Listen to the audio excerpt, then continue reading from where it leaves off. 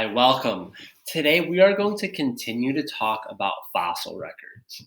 Again, fossil records are one of the most important ways that we can identify the relationship between different animals.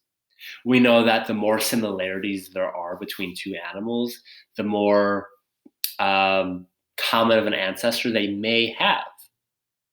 We know that the more similarities there are, we know that the closer their relationship is.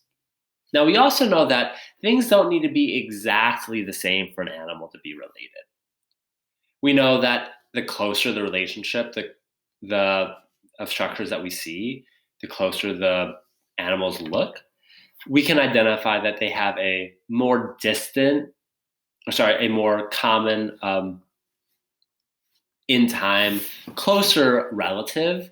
The more differences we see, for instance, like a bird versus a dog, the more distant, the more long ago those two may have intersected and have had a common ancestor. Today, what our focus is going to be on is looking at specific fossil data to come up with some conclusions and thoughts.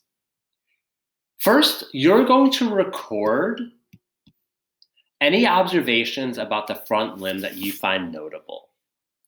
Think to yourself, okay, are they long? Are they short? What type of foot is present? What does this foot look like it might be used for? And that leads us into part B. This is a wolf.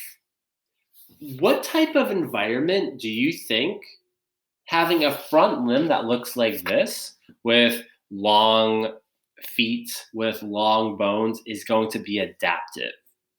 Again, this is a wolf, so we can make some conclusions. Why do you think its bone structures are shaped as they are? You're going to do the same thing for this limb structure of our fruit bat. So this looks significantly different. Why do you think the wolf and the fruit bat have such different structures? Tell me more. Tell me about the environment.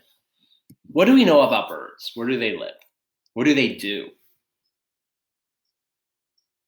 These bones look much, much smaller and much more thin. They're not quite as dense or as round, as large. So why?